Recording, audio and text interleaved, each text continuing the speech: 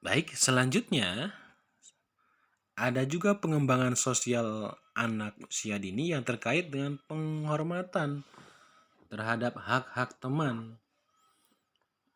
Salah satu yang harus ditanamkan terkait ini adalah ajari anak agar mengucapkan salam kepada teman. Guru di sekolah dan juga orang tua di rumah harus mengajarkan anak agar mengucapkan salam jika bertemu dengan teman. Kalau bertemu dengan teman, ajarkan untuk mengucapkan Assalamualaikum warahmatullahi wabarakatuh. Atau minimal Assalamualaikum. Minimalnya lagi kalau tidak mengucapkan salam adalah menyapanya ketika berpapasan atau bertemu dengan teman. Minimal itu. Yang sampai bertemu dengan teman, menampakkan wajah masam penuh kebencian. Tidak boleh. Tidak menyapa pun dengan mimik muka yang netral tidak boleh. Kalau bertemu dengan teman itu harus menyapa minimal. Minimal menyapa, senyum itu minimal. Lalu mengunjungi teman. Nah, dengan teman itu harus saling mengunjungi. Kita main ke rumahnya, teman kita main ke rumah kita, itu harus biarkan, guru harus membiarkan itu. Orang tua juga di rumah harus begitu. Jangan sampai orang tua, misalnya karena orang tua tidak suka dengan orang tua teman anak kita, kemudian orang tua melarang anaknya bermain dengan anak teman kita. Padahal keduanya berteman di sekolah. Misalnya orang tua bilang begini, "Nak, kamu jangan main dengan si A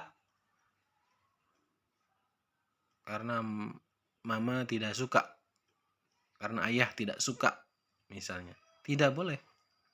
Biarkan anak saling mengunjungi dengan temannya. Karena itu dalam rangka menanamkan, mengembangkan aspek sosial anak usia dini.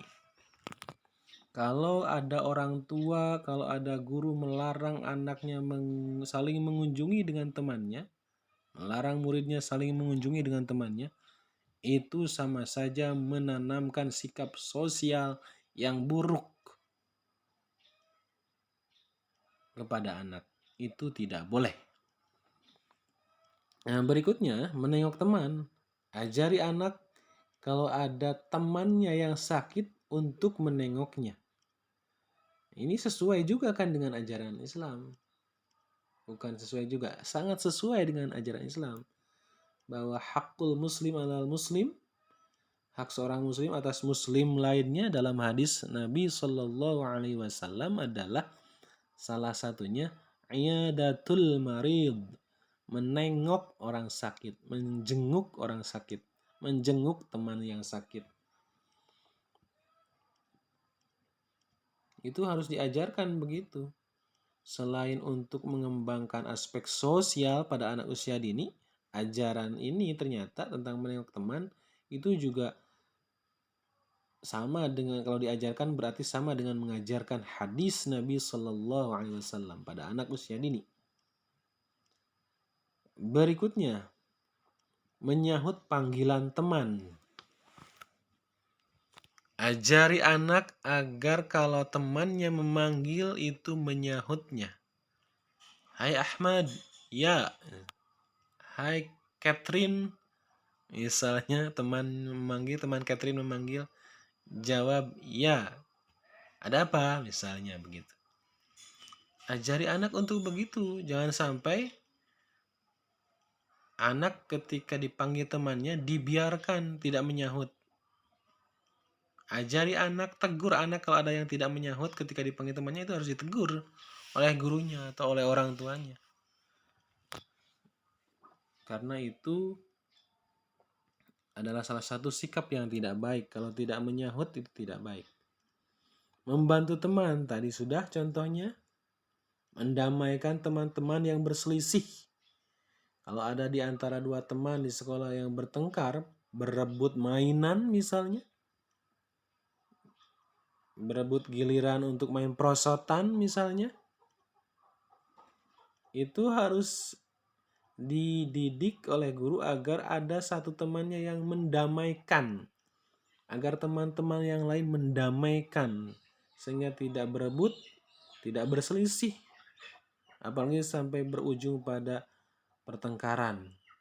Harus dididik agar punya sikap mendamaikan dua orang teman yang sedang berselisih, teman-teman yang sedang berselisih. Itu di kelas, di sekolah bisa diajarkan oleh guru, karena biasanya anak ada saja kejadian berebut mainan. Di rumah orang tua juga harus mengajarkan. Di rumah juga sering terjadi kasus berebut antara adik kakak, berebut mainan, berebut makanan. Nah, itu orang tua harus mengajarkan kalau anaknya sedang berebut, adik kakak berebut mainan, berebut makanan, orang tua harus mendamaikan keduanya. Itu dicontohkan, diteladankan oleh orang tua di rumah. Diteladankan. Berikutnya, menanyakan teman yang tidak hadir. Kalau ada di sekolah yang tidak hadir di antara salah satu temannya, itu didik anak oleh guru agar menanyakan kenapa temannya itu tidak hadir. Didikkan itu kepada anak sebagai sikap peduli kepada temannya, peduli kepada lingkungan sosialnya. Kalau ini tidak dididikkan, nanti anak akan punya sikap sosial yang buruk, cuek, tidak peduli pada orang lain. Mau ada, mau tidak ada. Tidak ada bedanya. Itu karena hasil dari poin ini yang tidak diajarkan oleh guru di sekolah atau oleh orang tua di rumah. Nah, orang tua di rumah juga bisa mendidikkan ini kepada anaknya. Jadi setelah pulang sekolah, orang tua menanyakan kepada anaknya, "Nak, tadi di sekolah teman-temanmu hadir semua atau ada yang tidak hadir?" Ada yang tidak hadir misalnya. Tanyakan lagi oleh orang tua, "Kenapa sampai temanmu tidak hadir?" Jadi anak dituntut tahu kenapa temannya itu tidak hadir di sekolah. Itu seperti sepele, tapi itu sebetulnya mengembangkan aspek sosial anak usia dini. Menanamkan kepedulian sosial, sikap sosial yang peduli terhadap orang lain.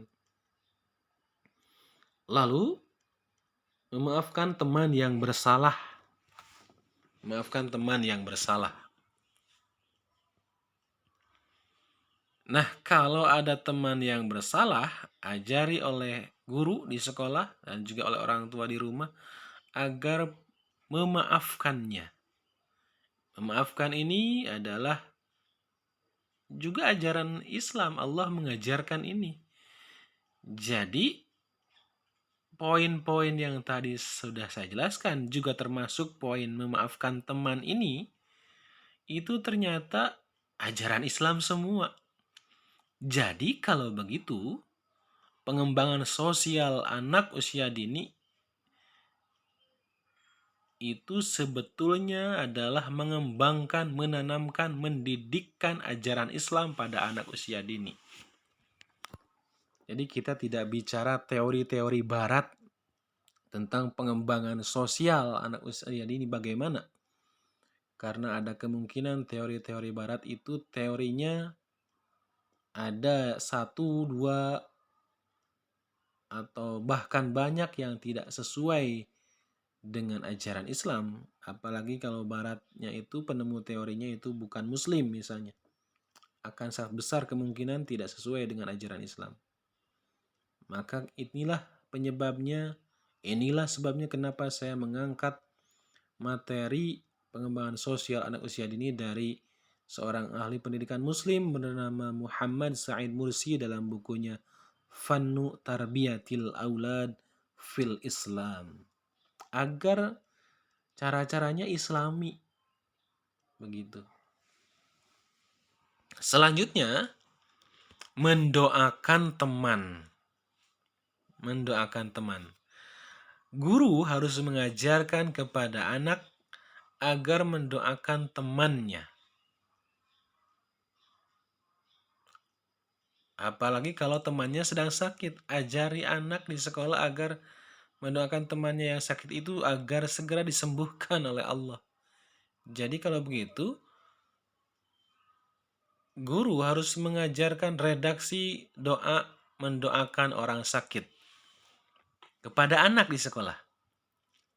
Misalnya dengan doa Allahumma rabban nasi adhibil ba'sa ishfi anta syafi la shifaa illa shifauka syifaan la yughadiru saqama. Itu kan doa untuk orang sakit agar segera disembuhkan oleh Allah.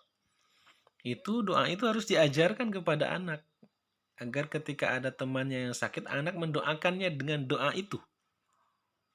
Nah, orang tua juga di rumah harus mengajarkan ini kepada anak. Ajarkan anaknya agar mendoakan temannya yang sakit.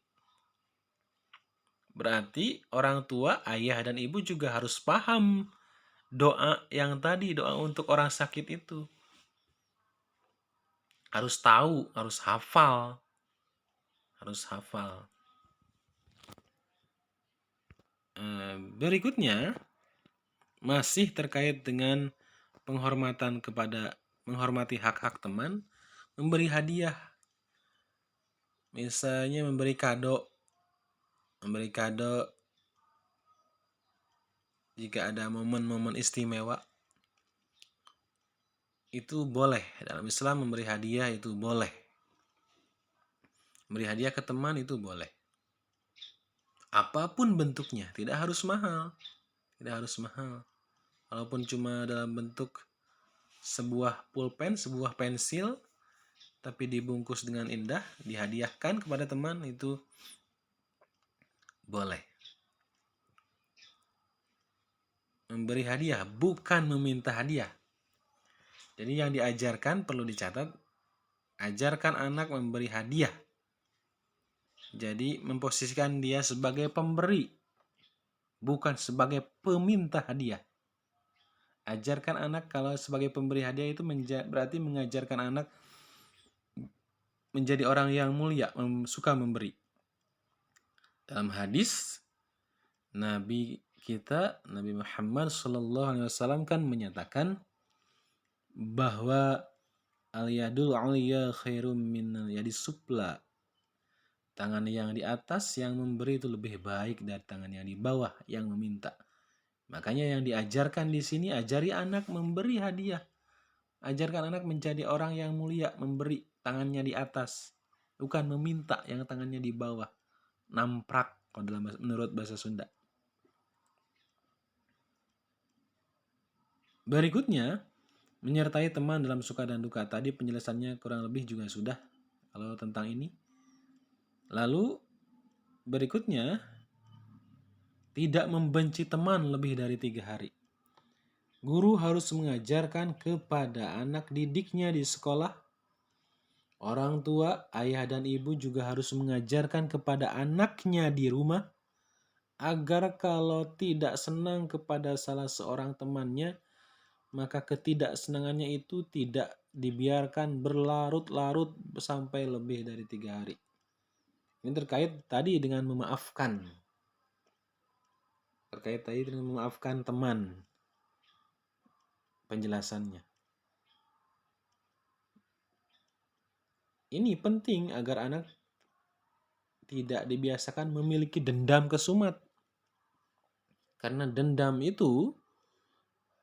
kepada orang lain itu tidak diajarkan dalam Islam. Ajaran Islam tentang agar tidak pendendam itu terkait dengan pengembangan sosial anak usia dini.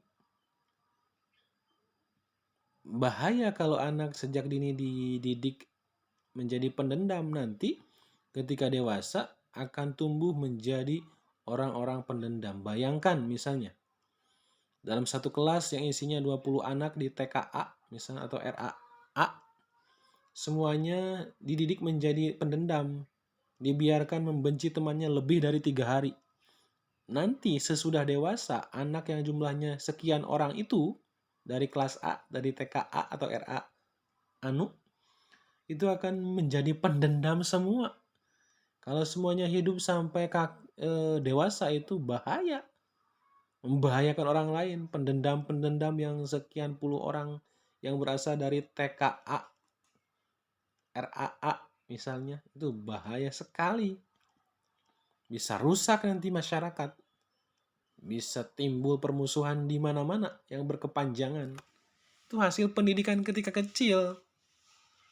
Makanya jangan dibiarkan benih-benih dendam tertanam dalam anak didik kita, dalam diri anak didik kita. Caranya, beri nasihat agar tidak membenci temannya lebih dari 3 hari.